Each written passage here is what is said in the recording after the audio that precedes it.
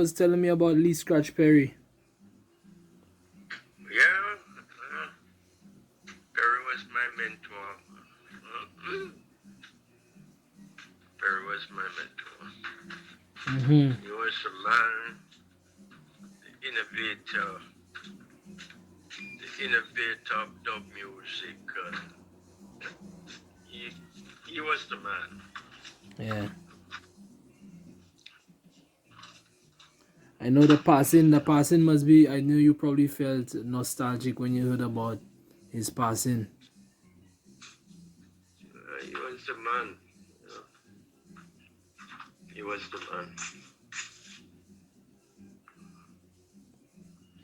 man. You would have been at the funeral for sure. If you were in Jamaica, you would have been at that funeral. No, definitely.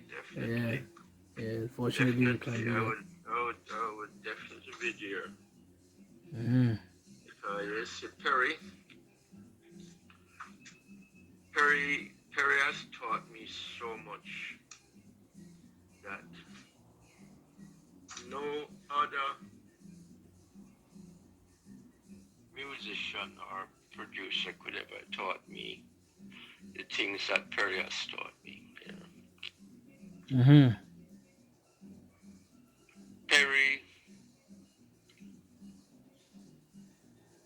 Perry, to me,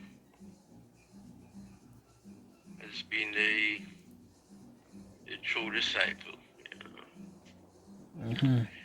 He's always a man that I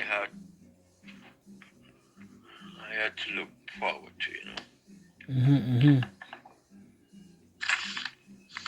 They definitely influence each other. And I remember watching that interview, not interview really, but that meeting y'all had. There's a video on YouTube of the two of y'all together. Lee Perry meets Clive Chin, and it's like, wow, it's two dub masters in the same place. Two dub innovators, man. And let me tell you something. Perry, I'm going to tell you my experience with Lee Scratch Perry.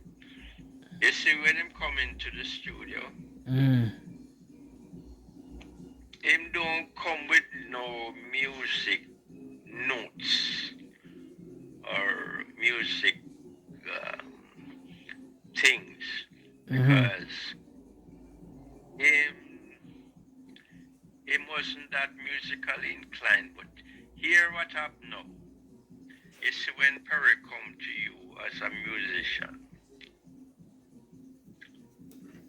and whether you're playing a guitar, or you're playing keyboard, or you're playing drums,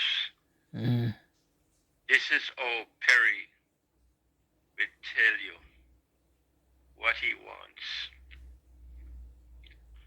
right? But before that, he has to bless the studio with a flask of white rum.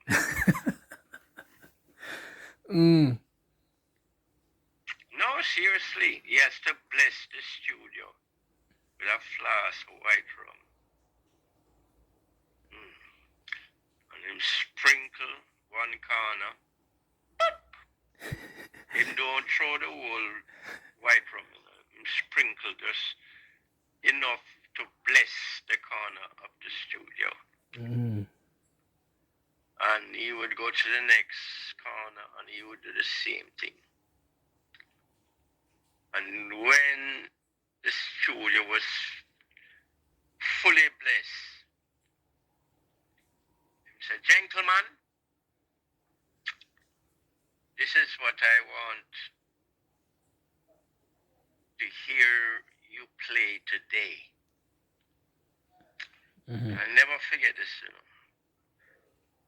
I was on the session, and Perry say, "Reggie," this was the guitarist. Reggie was part of the band called the Upsetterz. A think him name, last name was Lewis. Yeah, I think it was Lewis was his last name. Lewis.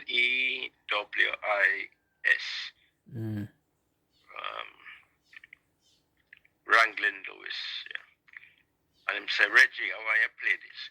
Stop, stop, stop, stop. Guitar strum. And him using him leg, you know, him right leg. And him say, stop, stop, stop. You sound just like him too. Reggie said, all right, okay, Perry, you want me to play? And Perry say, yes, but don't miss a beat. Perry say, don't miss a beat. When you're playing, don't pause. That's a ska. That's the riff, you know? Right. And then we'll go over to Family Man. Family Man plays the bass. Right. Say, I want you to play. Boom, boom, boom, boom, boom. Boom, boom, boom, boom. Boom, boom, boom, boom. Boom, boom, boom, boom. I tell Family Man the bass line where I want to hear it. You want to hear it in that sequence. Boom, boom, boom, boom. Wow. Boom, boom, boom, boom. And then go over to Carly and him say, Carly, I want you to play this.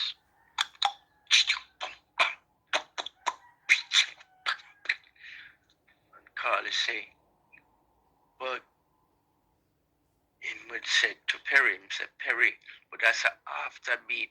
Perry say, I want you to play what I'm telling you. What I want you.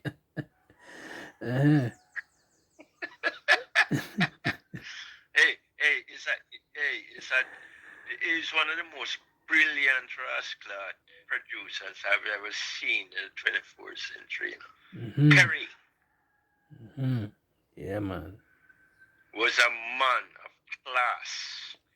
When him go over to when in now Glenn, tell Glenn say he wants him to play after beat in the bass and the drums. You understand me? Him don't want him to play the same thing. He want him to play after beat. Right. Yeah. Wow, offbeat, eh? The man is classic, man. I never see nothing. I've never seen another record producer, another a person who could implicate what he wanted and got what he got. You understand? Definitely. One dangerous rascal, man. You know, when you see him produce guys like Bob Marley and the Wailers and other musicians, other artists. Yeah. Whether it's Junior Biles, Max Romeo, or the other guy that was sing Police and Thieves in the Street. Junior Murvin. And Max Romeo. And the group that were named the Congos. You understand me? Yeah. I'm brilliant rascal, man, that man. You'll never find another producer like him. Lee Scratch Perry. The Lee Scratch Perry, you know, the Lee Scratch Perry. Yeah, man. Yeah. And I love his style too, you know, the way he used to dye his hair, man, and this guy had this high pitched voice, and he was so I don't want to say comical, but like very what was the word, animatic, or you know, like kind of cartoonish, you know, in a way, in a very, very spiritual way, you know. Animated. Let me This tell is you what the something. word I'm looking Listen, for. Very animated. Perry, in my view, Theatrical. That's the word I was looking for. Theatrical. Lee Scratch Perry, in my view, was very theoretically. He's a man that made things happen and got it done. The very first day I met Perry, I knew that this was a different element brought forth for the Jamaican music. I knew it. I could tell. I could tell because he was different in many ways comparing to other producers that came out of Jamaica.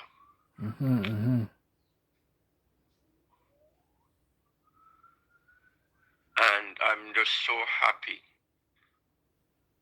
to have known him the way I know him. Can you say any time when I see him? I never forget a day down by SOBs.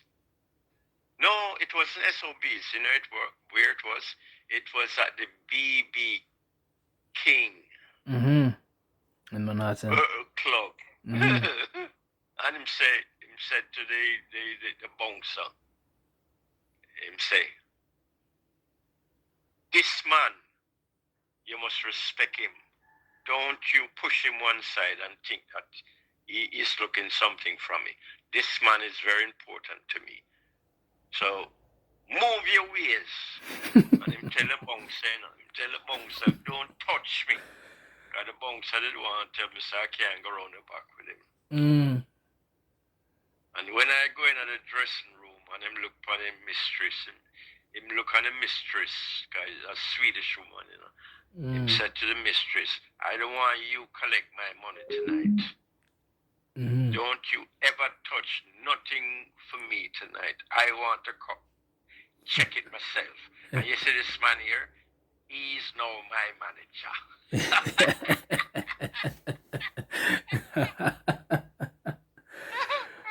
What?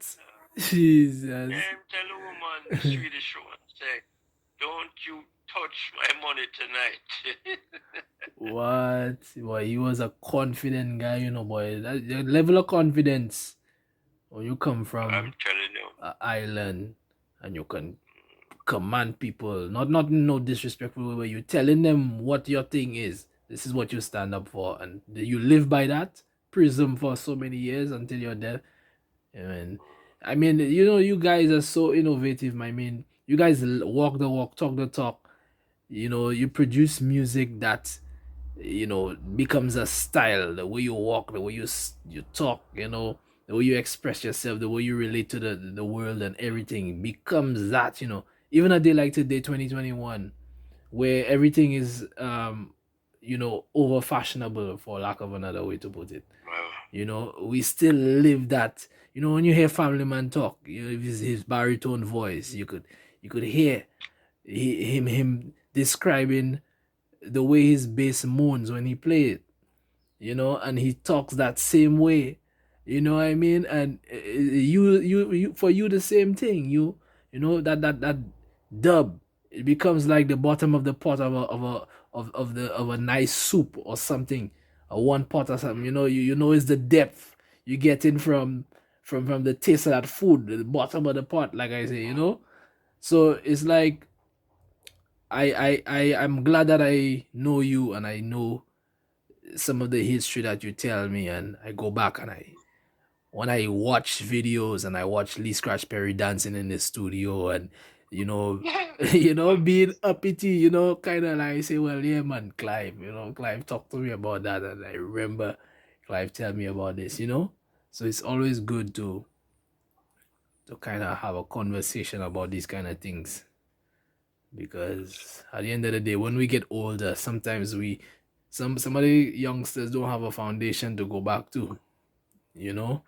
And it's good when you have that foundation from the forefathers and parents and people that influence you from back then. You always have a mark to go back to, a landmark to go back to remember your memories and things that you told me, and interviews you have done and so on and so forth.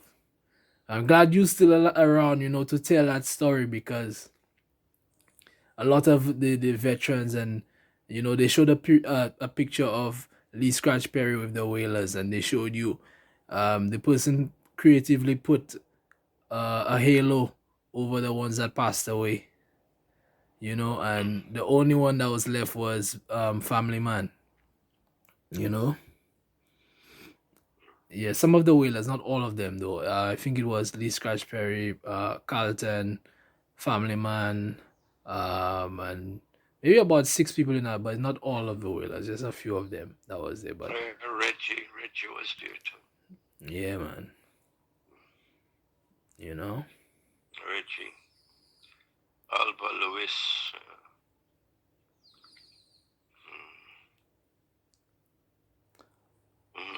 Seiko's still alive, right? Siko. Yeah, the percussionist of Bob Marley and the Wailers. I think so. I think he is. Yeah, I checked a couple years ago. I think I saw that he was around still.